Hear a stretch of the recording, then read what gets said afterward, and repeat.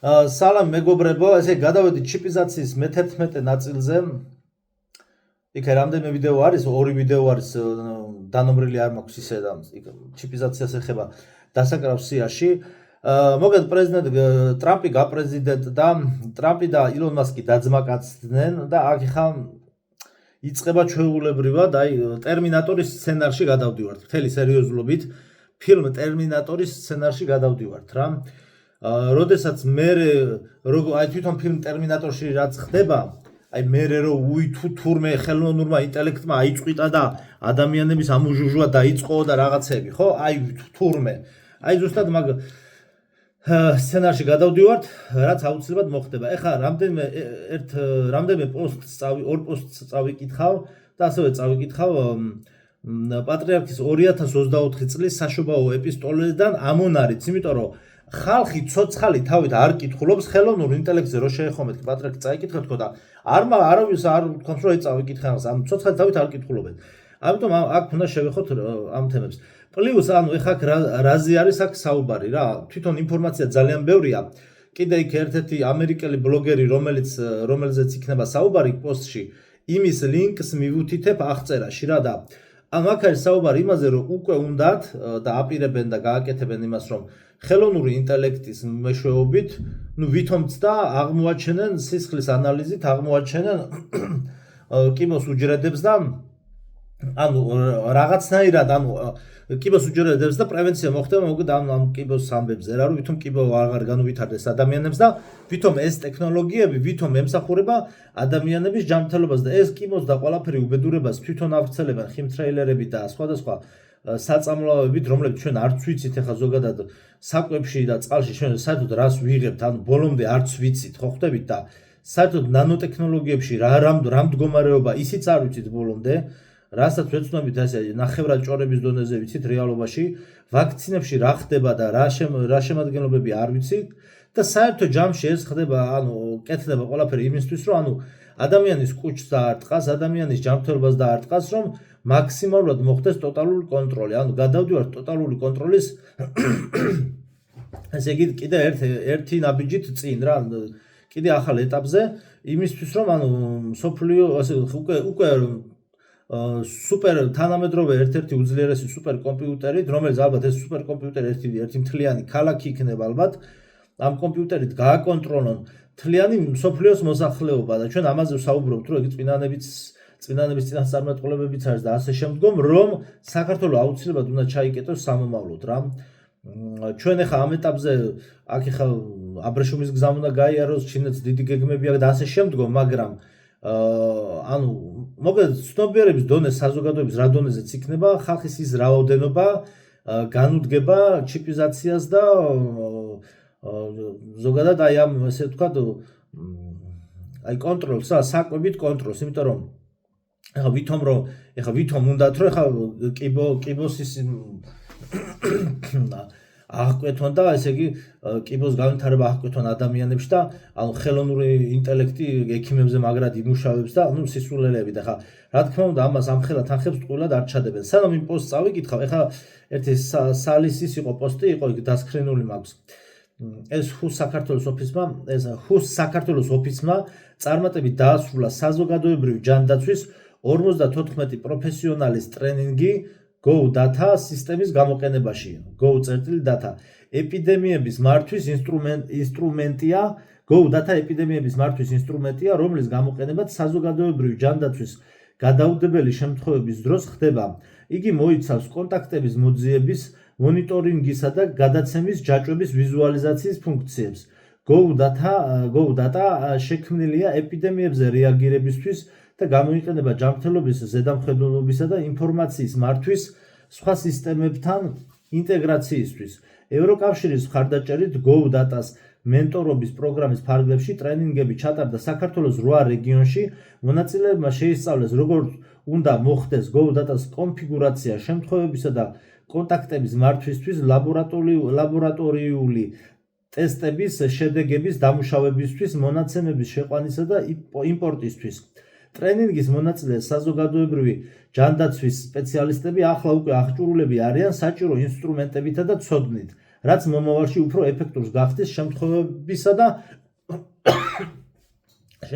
და კონტაქტების მართვას. ანუ საზოგადოების მტრობაში ჯანდაცვის სისტემის რაღაცა ესე ვთქვათ რაოდენობა ხალხის ესე ვთქვათ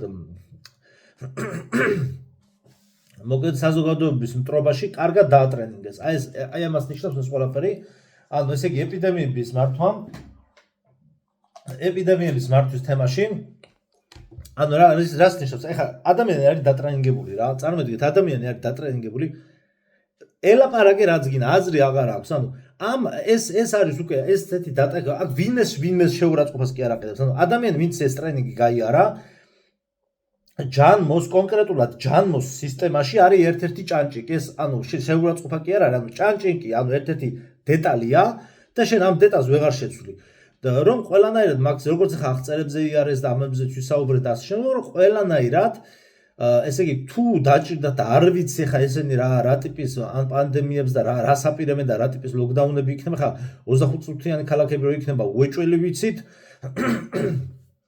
უცხოპლანეტელების შემოჭრის ამბავში რო ლოკდაუნები იქნება, ეგეც უეჭველად ვიცით და აი ამ პანდემია, ესე იგი, ყველანაირად უნდა იყვნენ მომზადებულები ინფორმაციულად, ანუ თვითონ ამიტომ ატრენინგებენ, ანუ რისი თქმა მინდა რომ სანამ ხალხი, აი ამაშია საუბარი, სანამ ესე იგი საქართველოში მიდის მიტინგები, აი იცოდეთ რომ დღევანდელი ოპოზიცია რასაც აკეთებს, აქ ამაზე დიდი ქვეყნის ღალატი არ არსებობს, იმიტომ რომ ეს მთლიანი ესე იგი ყურადღების გადატანა ამ ხალხს ოპოზიციურ ლიდერებს აღებული აქვთ ფული, იმაში იღებენ ესენი ფულს, რომ მთელი ყურადღება, საზოგადოების ყურადღება იქნას გადატანილი კონკრეტულად აი ამ იმაზე, რა ქვია, აი ამ აქციებზე და ვითომ არა რუსეთს და რა არა რუსეთს. სინამდვილეში სანამ მთელი საზოგადოებრივი ყურადღება გადატანილია, აი აქ მიდის ევროკავშირის მიერ აი ამ ხალხის დატრენინგება. როდესაც მორჩება ეს მიტინგები და რაღაცა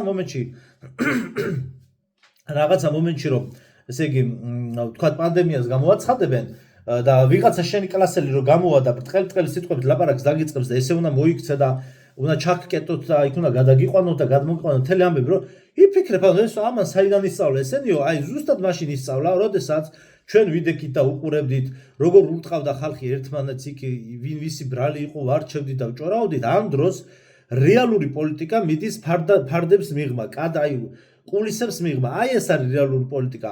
ამიტომ აფინანსებს მსოფლიო ორგანიზაციები, ამიტომ აფინანსებენ ამ იმას რა ქვია, ამ აქციებს და ასეთ ამბებს და არეულობებს, რომ სინამდვილეში რეალური პოლიტიკა ჩუმად კეთდებოდეს, რომ ჩვენ უკვე მომზადებლები ვიყოთ. ანუ ეს ტრენინგი ჩატარდა, всё, მორჩა პანდემია რო დადგება, მე მაგიტომ ვიცახ ხოლმე, რომ ჩვენ ომს ვაგებთ წარსულში. ანუ პანდემია რო დადგება, ჩვენ ომი უკვე წაგებული გვექნება. ამიტომ რომ შენ იქ ვეღარ დაელთან, პლუს მე ხე რობოტებს შემოიყვანენ,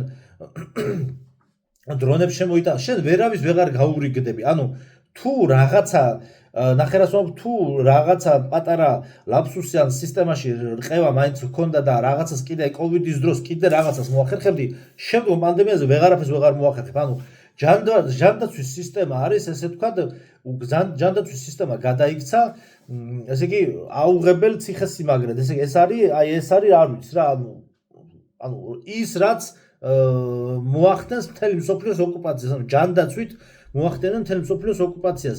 მე სხვათა შორის ერთი ექიმის ის იყო, იქნება ვთარგმნო და მე მინდა დავდო, ანუ ექიმებზე და ჯანდაცვაზე ერთი ვიდეო იყო, იმას აუცილებლად ვთარგმნი. ეხლა მივყვეთ ეს წავიკითხეთ. ეხლა წავიკითხოთ მოგედა არ დავასახელებ ამ გვერდს, ეხლა ამ გვერდის ავტორებმა არ მიწყდნენ, იმიტომ რომ არ ვიცი ეს ბოლომდეო არ არისო მართლმადიდებლების გვერდიო, მე მგონი არ ვიცი რაღაცა განდგომილების არისო თუ რაღაც, მაგრამ საინტერესო პოსტებს წერენ თვითონ ანტიქრისტესთან მიმართებაში და ჩიპიზაციის თემებში კარგ პოსტებს წერენ, ანუ დებენ Facebook-ზე, ანუ ეს პოსტები, ესე იგი, სრულად შეესაბამება ქრისტიანულ იდეოლოგიას ერთი დეტალის გარდა, რომ ზოგჯერ აქ და სხვადასხვა წყაროებში ახსენებენ, რომ თითქოს ანტიქრისტე არ იქნება პიროვნებაო, არამედ იქნებაო ხელოვნური ინტელექტიო და ეს არის შეცდომა ხალხო.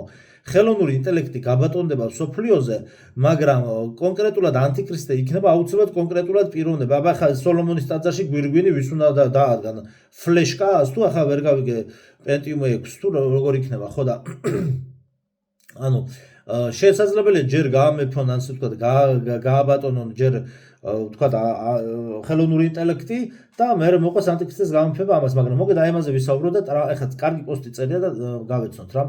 სოფლიოში ახალი ხანა დაიწყო პროექტი ვარსკვლავური კარიბჭე, ხელოვნური ინტელექტი.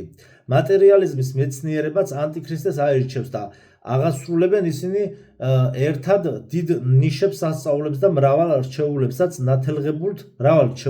ნათელღებულთ აცდუნებენ. ანუ იმათო რა მონათრულებსაცო. უფსკრულიდან ამომავალი მეორე მხეცი ანტიქრისტეს თანაშემწეა, გამოცხადება 17:8. როგორც მსახურები ისინი ერთდროულად გამოჩნდებიან და 3.5 წელი იმოქმედებენ. ახლა განმარტავთ თუ რატომ გამოვიდა პირველი მხეცი ზღვიდან, მეორე კი მიწიდან. ზღვა ეს არის ხალხის მღელვარე ტალღები. აქეთ-იქით უწესრიგოდ რომ აწყდებიან. დროებათა დასასრულს ისინი ანტიქრისტეს აირჩევენ, რაც მერყევ ნიადაგს ნიშნავს. მეორე კი მყარი ნიადაგიდან გამოჩნდება. იგი დიდი სამეცნიერო ცოდნისა და მთელი ამქვეყნიური სიბრძნის მფლობელი იქნება. მღვდელმოწამე გერმოგენი აპოკალიფსის განმარტებანი წმინდანია, ესეთი წმინდანია. შემდეგი წერილი გადმოტანილია ერთ-ერთი Facebook-იდან საქართველოს ისტორია და ახლა კი ვნახოთ როგორც ეს გვერდი გვაუწყობს რას ამზადებენ გლობალისტები. რა მოხდება თუ გეტყვით რომ 2025 წლის 21 იანვარს ამერიკამ, ეხლა არის 28 იანვარი 2025 წლის 21 იანვარს ამერიკამ ჩუმად მოიგო მესამე მსოფლიო ომი, მანამდეც კი სანამ ის დაიწყებოდა. გიჟურას ჟღერს არა, მაგრამ ახლა რა ინფორმაციასაც დავწერ, ყველაზე დიდი სიგიჟეა, რაც ისტორიაში მომხდარა. მსოფლიოში სამმა უძლიერესმა ტექნოლოგიურმა ლიდერმა გააერთიანა ძალები 2025 წლის 21 იანვარს, რათა გამოეცხადებინათ რაღაც უპრეცედენტო პროექტი Stargate, ვარსკვლავური კარიბჭე, 500 მილიარდი დოლარის ინვესტიცია ამერიკული ხელოვნური ინტელექტის ინფრასტრუქტურაში, რომელიც ყველაფერს შეცვლის. სხვადასხვა დღეს უსმენდი ვიდეოს, რომ ჩინეთი ეჯიბრება და ჩინეთმა გამოუშვა ეს ChatGPT-ები და ესენი ამერიკული რაც არის ფასიანია და უფასო არის და უფრო სწრაფი არის ჩინური და თან უფასო. და 1 ტრილიონი დოლარით აზარალა ამერიკა ამ ესე თქვა ჩინურმა წამოწყებამ რა, იმიტომ რომ იქ აქციების ფასი დავარდა და მთელი ამბები. ხა გავაგრძელოთ. მაგრამ ესენი რაც აქვთ დაწყებული, ამას მაინც გააკეთებენ. ეს საერთოდ სხვა ეს ხალხის დახმარებას არ ემსახურება, ეს ემსახურება ტოტალურ კონტროლს. რომელიც ყველაფერს შეცვლის. ეს არ ეხება მხოლოდ artificial intelligence მოგდა AI-ს ხელოვნურ ინტელექტს, საუბარია იმაზე, რომ ამერიკა გარანტირებულად გაიმყარებს თავის ადგილს, როგორც მსოფლიოს ტექნიკური სუპერსახელმწიფოს პოზიციას მომდევნო 9 საუკუნის განმავლობაში.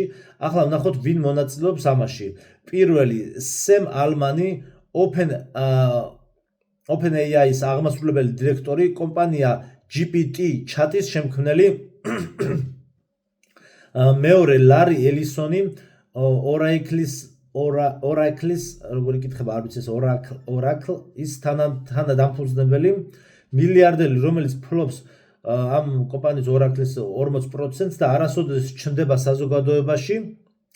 და მესამე მასაიოში სონი, SoftBank-ის აღმასრულებელი დირექტორი, ცნობილია მომავლის ტექნოლოგიებში დიდი ინვესტიციების ჩადებით.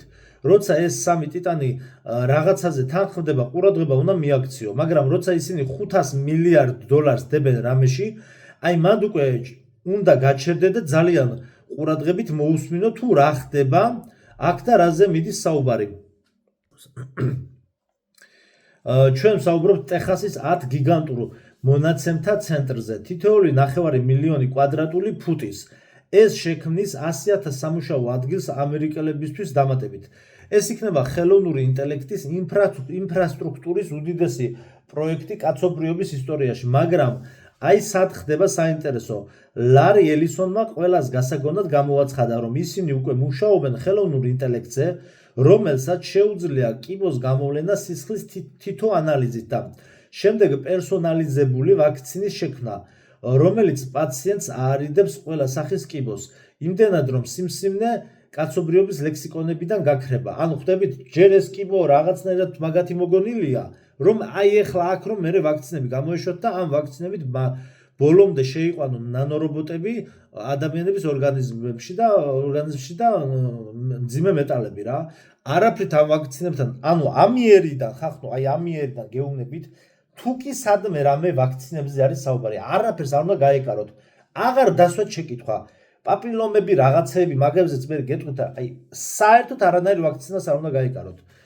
თუნდაც დარჩეთ მშივრები. ანუ ვისაც დაუყენეს საკითხი კოვიდის დროს, რომ ან აიცრებიო და ან წახვალ სამსახურიდანო, დარჩა ეს ხალხი სამსახურში და დღეს მათი უმეტესობა პირდაპირ მნიშვნელობით წვანან კუბოებში თავიანთ სასაფლაოებზე რა. აი ეს არის საკითხი დგას ეგრე. შემდგომ ეტაპზე გელოდებათ ზომბი აპოკალიფსი, პირდაპირ ზომბად გადაქცევა. თელი სერიოზულად გეუბნებით ამას, ხო და დანარჩენ თქვენ იცით, ამიტომ არის საჭირო რომ სოფლებში გადავიდეს ხალხი საცხოვრებლად და არ იყოს დამოკიდებული კორპუსში, რა ქვია, საჭმელების გამოძახებებზე. გავაგრძელოთ ესე იგი. მუშაობენ ხელოვნურ ინტელექტზე, რომელსაც შეიძლება ყველა ექიმს მიაწოდოს მსოფლიოს წამყვანი ექსპერტების ცოდნა ერთდროულად და დაეხმაროს თითოეული პაციენტის დიაგნოზირებაში და მკურნალობაში მსოფლიოს საუკეთესო ექიმებზე უკეთ.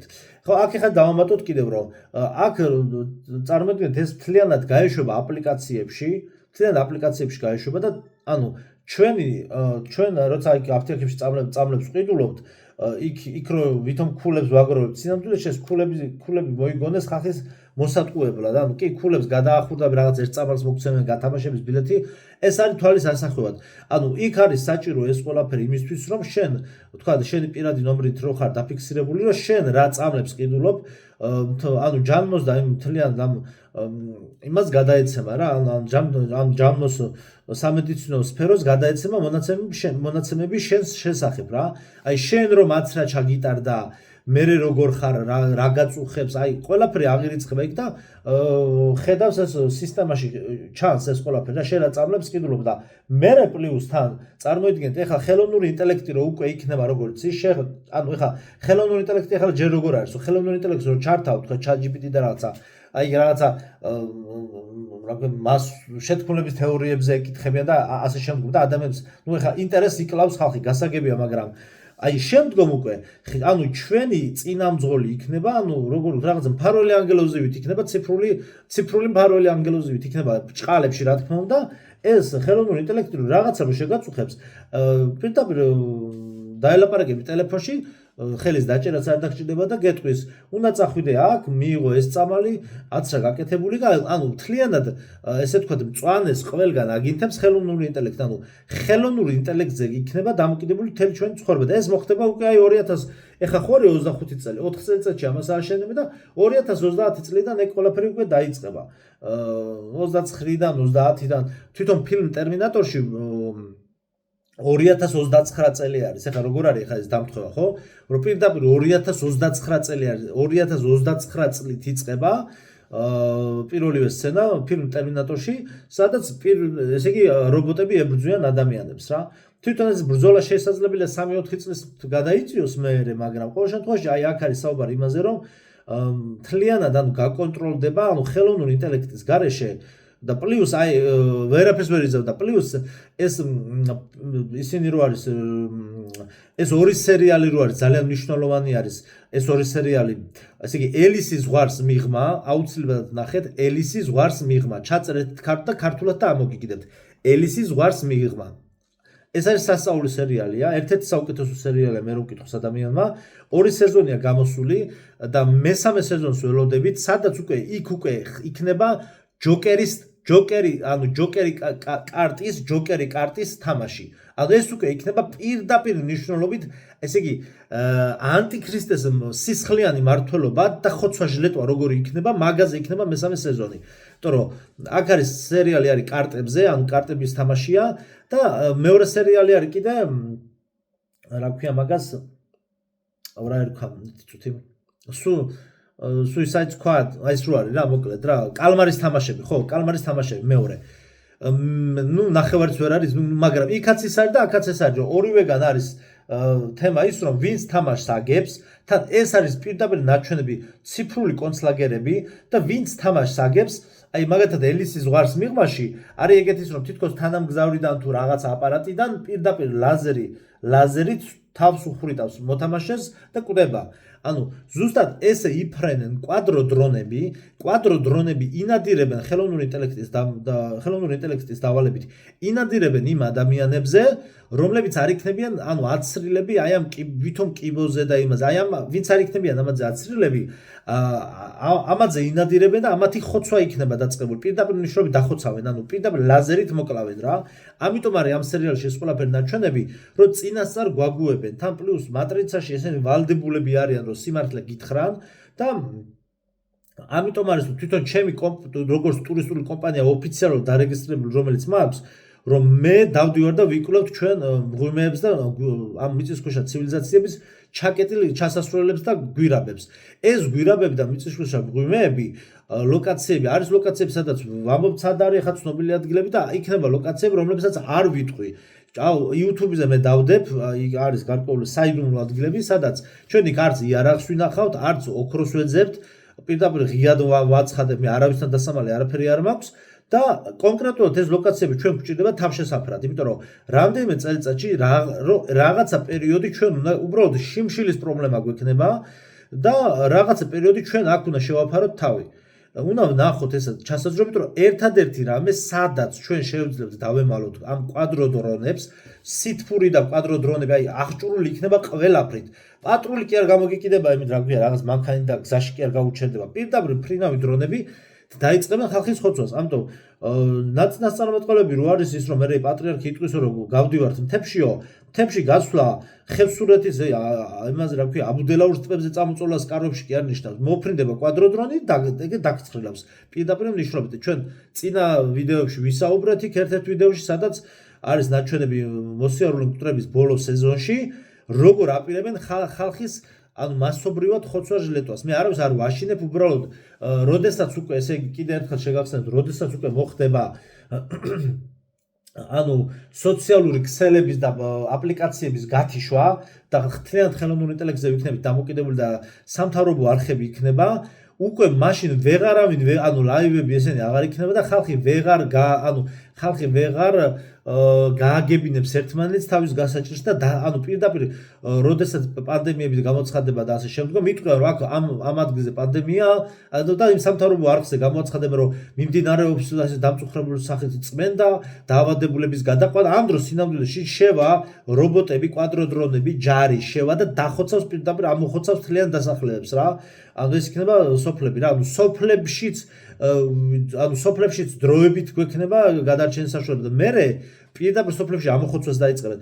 უბრალოდ ეს საქართველოში ნახეთ რაზე ახახნო გეუბნებით, აი საქართველოში ეს ბერკეტები და ეს ანუ ადამიანები ვინ იქნებიან ამაზე წამსვლელი იქნება უამრავი. იმიტომ რომ პირდაპირ მნიშვნელობით მოსახლეობის მთელი მსოფლიოს მოსახლეობის 80% არის ყურმოჭრილი მონა მატრიცის ბოტი. ეს არ არის შეურაცხყოფა. ანუ კადრი, თვითონ მატრიცის კადრები, რომლებიც შეასრულებენ ყველაფერს და არიან ყველაფერზე წამსვლელები, ხო და ამიტომ აქედან გამომდინარე, აქ საქართველოში, ანუ ჩვენ არა გვაქვს იმის ფუფუნება, რო არის ნათქვამი, რომ ანტიქრისტად ტახს ვერ დაიდგავსო, ეგ ვერ დაიდგავს იმ შემთხვევაში, თუ საზოგადოება გამოფხიზდება და ცნობიერების დონე ამაღლდება. ცნობიერების დონე რა დონეზეც იქნება ამაღლებული და რა რაოდენობაზეც ხალხის იქიდან გამომდინარე მოხდება ამ კანონების აღსრულება და თქვა სოფლიო მმართველობის ამ ესე თქვა რეგულაციების აქ გატარება. ანუ ამაზეა დამოკიდებული. თუ სიტყვაზე მე ვლაპარაკობ და მარტო მე ვიცი და ჩემმა ერთ-ორმა მეგობარმა, ანუ საერთო სურათი არ შეიცვლება, ყველაფერი ისე მოხდება როგორც ესე თქვა მასონებს და გლობალისტებს უნდათ და თუ ხალხი გამოფხიზდება ვერაფერიც ვერ მოხდება. აი ხა მაგალითად ნახეთ დავსვათ შეკითხვა. აი ეხლა ამ ეტაპზე კოვიდის ნაირი სცენარის განვითარება შესაძლებელი არის? აღარ არის. თუ არ რაც ახლა მე ვისაუბრებ, თუ არ გადაატრენინგეს ხალხი, თუ ესე იგი რაღაცა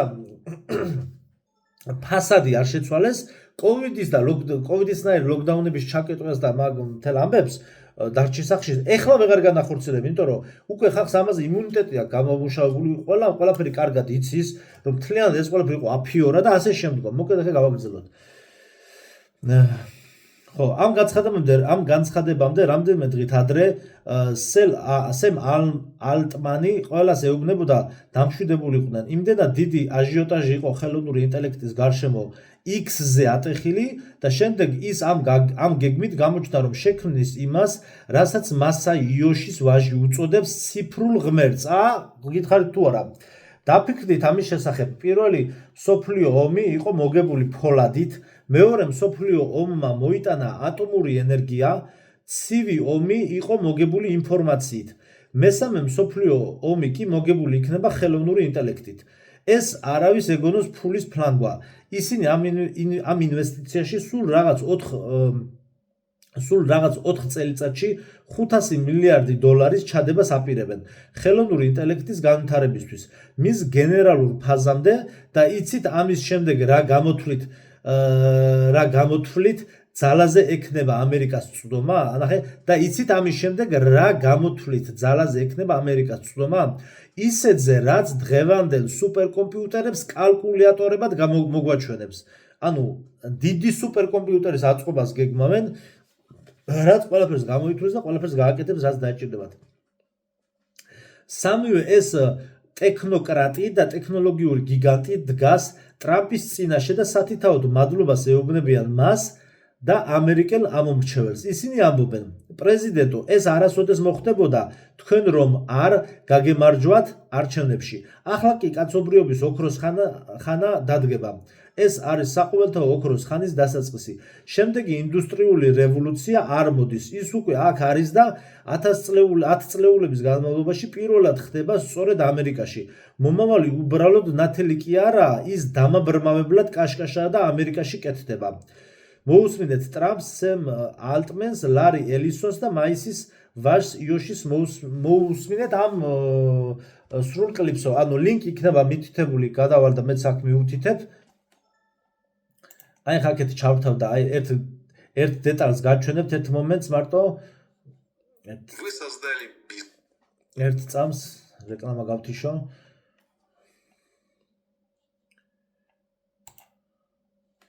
აბატონო, აი ხა ერთ მომენტს გაჩვენებთ და ერთი კადრი მინდა გაჩვენოთ კიდე. აი ეს ლინკი არის, მეგობრებო, თუ რამე ვერ ნახეთ, აი აქ ნახეთ. On January 21st, 2025, America just quietly won world's crazy, right? But stay with me because what I'm about to share will blow. აი ხა ერთი ვიდეო მინდა გაჩვენოთ, ხმას გავუთიშავ. მეც ხმას გავუთიშავ, რომ მონეტიზაცია არ გამითიშოს ვიდეოზე. შეხედეთ 3x-ი რას ნიშნავთ რა? რას ნიშნავს SpaceX-ი და ესენი ნუმეროლოგიით აქვთ ახლა ამათ გამოთვლილი. რა ხა ნუმეროლოგია მე დიდად არ მევასება, მაგრამ აი letter X ნუმეროლოგია შეხედეთ, აი შეხედეთ. YouTube-ზე იქნება ეს ყველაფერი. უყურეთ. Model X-ი Tesla ხო არის? აჰა, სამივე. ესე იგი Elon Musk-მა ხომ იყიდა X-ი, Twitter-ი X-ი, Model X-ი, Tesla და SpaceX-ი. გამოდის 666, ხედავთ, ხეცის ნიშანი. ეხლა Elon Musk san მოიცა რა ეწერა? san შვილის სახელიო. აჰა. შვილის სახელიო, შეხედეთ? და ეს არის გაშიფრული. ხედავთ? აი თქვენ თვითონ ხედავთ ყველაფერს. დავაპაუზებ, რომ ესე იგი არ დამიბლოკონ რა, ეგეთი რაღაც არ მინდა რომ დამიბლოკონ. აჰა, გამოთვლები.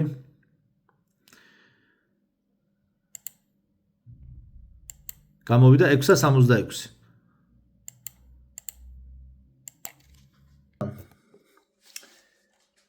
დაუყოვნე ხა შესაჩინებელი აქ არაფერია.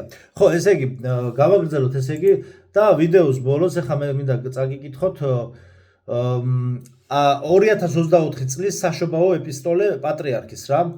აი ხახნო რომ გამოდიან იქ ჟურნალისტები და ან ვიღაცები რომ პოსტავენ რომ პატრიარქს ვიღაცა რაღაცებს უწესოთ, ხახო თქვენ საერთოდ დალაგებულად თუ ხართ საერთოდ პატრიარქის ან განათლების დონე ან საერთოდ ადამიანი რომ ვეღარ გადაადგილდება, იმას არნიშნავს რომ ვინმე რამეს უწერს. ეხლა ნახეთ რა წერია, შუა ნახეთ დაპოსტეთ, ბოდიში დაგუგლეთ მთლიანი ეპისტოლე, ვისაც გინდათ რომ წაიკითხოთ, პატრიარქის საშობაო ეპისტოლე 2024 წლის პატრიარქის სამშობლო ეპისტოლე და პირველი გვერდზე ამოგიგებთ პატრიარქატე წერტილი G News-ებში დევს რა. პატრიარქის 2024 წლის სამშობლო ეპისტოლე. შუა ნაწილს წავიკითხავ კონკრეტულად ხელოვნურ ინტელექტს რაც ეხება. ჯერ კიდევ შარშან, ანუ ეხლანდელი სამშობლო ეპისტოლე კი არა, შარშან რომ 7 იანვარი იყო ახალი სტილით, ახალი სტილით შარშანდელი, ზუსტად ეგ სამშობლო ეპისტოლეა. ამონარიდი ქრისტიანულმა სარწმუნოებამ უდიდესი წვლილი შეიტანა და გადამწყვეტ ფაქტორად იქცა მრავალი ქვეყნის ისტორიაში, მათ შორის ევროპის და სხვა სახელმწიფოთა ფორმირებაში, მაგრამ უფლის მეორედ მოსვლამდე, ანუ მარადიული სასუფეველის დამყარებამდე, მუდმივად იქნება ბრძოლა კეთილსა და ბოროტს შორის. მუდმივად დაგვჭირდება სულ უფრო მეტი ძალისხმევა სიწმინდის დასაცავად, რადგან ეს დაპირისპირება თანდათან უფრო მასშტაბურ ხასიათს იღებს. ავიღოთ თუნდაც ჩვენი დრო. სამყარო ყოველთვის წინააღმდეგობრივი იყო, მაგრამ დღევანდელ კონფლიქტებსა და ომებს თან ძდევს რეალური საშიშროება იმისა, რომ ნებისმიერი მათგანი მსოფლიო კატასტროფად იქცეს და მთელი კაცობრიობა გაანადგუროს. ამიტომაც ყველას ჩვენი შესაძლებლობებისამებრ გვმართებს ზრუნვა მშვიდობისთვის. ღმერთმა მშვიდობით აკურთხოს უკრაინა, ახლო აღმოსავლეთი და მთელი მსოფლიო. მოგეხსენებათ ისიც, რომ ბოლო საუკუნეებში შესუსტდა ჭეშმარიტი რწმენა და იმძლავრა უღმერთობამ. შემოქმედის ადგილი ადამიანმა თავისი თავით ჩაანაცვლა. წინ წამოიწია პრინციპმა ჩემი მორალი და შეხედულება განსაზღვრავს ჩემს რწმენას. მაშინ, როდესაც სწორედ რწმენა ღვთისა და მისმიერი მცნებები განსაზღვრავს მორალსაც და შეხედულებებსაც. დღეს როგორც არასდროს გაჩნდა რეალური საშიშროება იმისაც, რომ ადამიანის ეგოცენტრულობამ საფრთხე შეუქმნას იმ მიზანს, რისთვისაც საერთოდ დავიბადეთ. რადგან მსოფლიო ტექნოლოგიურად ვითარდება, მაგრამ მას ჩვენი სულიერი წინსვლა ჩამორჩება და ვდგებით მრავალი ფსიქოლოგიური და ბიოეთიკური გამოწვევის წინაშე. ჩვენ ცხოვრებაში უკვე განსაკუთრებულ ადგილს იკავებს ხელოვნური ინტელექტიც, რასაც სამეცნიერო წრეებში მანქანური სწავლებით მიღებული ხელოვნური ინტელექტის მოდელს უწოდებენ. ცნობილია, რომ ხელოვნური ინტელექტი არის კაცობრიობის მიერ დაგროვილი ცოდნის ჯამი, კოლექტიური ცოდნა, რომელიც ალგორითმებით იძლევა შესაბამის ინფორმაციას. ამ საშუალებით ადამიანს ექნება წვდომა მრავალგვარ მონაცემებზე, მისთვის სასურველ ნებისმიერ სფეროში, რაც ტექნოლოგიურ წინსვლას კიდევ უფრო დააჩქარებს. ხელოვნურ ინტელექტს აქვს პოტენციალი უდიდესი გარდატეხა შეიტანოს ჩვენ ცხოვრებაში და მთლიანად შეცვალოს ჩვენი ყოველდღიურობა, თუმცა ადამიანის სულიერი განვითარების გარეშე მოსალოდნელი უარყოფითი შედეგებიც აუცილებლად გასათვალისწინებელია. უფრო და უფრო მკვეთრად დგება კითხვა, შეძლებს ადამიანი გააერთიანოს ქრისტიანული ცხოვრების წესი და თუნდაც ხელოვნური ინტელექტის შესაძლებლობები და ღვთისადიდებლად მიმართოს იგი, თუ თავის თავში დაჯერებული, თავისივე ქმნილებით მოხიბლული და მასზე მიჯაჭვული ადამიანი ღმერთს კიდევ უფრო განეშორება?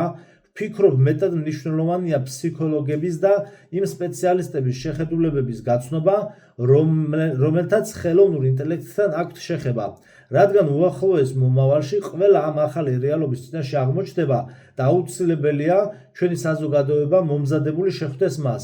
ერთი რამ კი ცხადია, თითოეული ჩვენგანი უნდა ისწრაფოდეს პიროვნული სრულყოფილებისკენ, რაც უპირველეს ყოვლისა ღვთის შეცნობის და მისი ჭეშმარიტების წვდომის სურვილს გულისხმობს. ღმერთი ლოგიკურ კატეგორიებზე მაღლა დგას. ადამიანური გონება მას ვერ მისწვდება ვერც კაცობრივი ცოდნის მთლიანი ჯამით და ვერც ინფორმაციის სისავსით.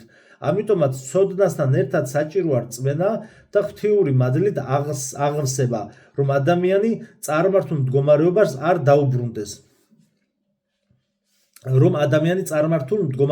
დაუბრუნდეს. ყველაფერი ეს არის შუა ნაწილი, თავში და ბოლოში არის კიდე გაგრძელება. ყველაფერი თვალნათლივ არის და ეს ნახე ერთს დავამატებ, კიდე გავიმეორებ. წინ წამოიწია პრინციპმა ჩემი მორალი და შეხედულება განსაზღვრავს ჩემს რწმენას, რაც არის არასწორი. მაშინ, როდესაც სწორედ რწმენა ღვთისა და მისმიერი მცნებები განსაზღვრავს მორალსაც და შეხედულებებსაც. ამით მორჩა ვიდეო.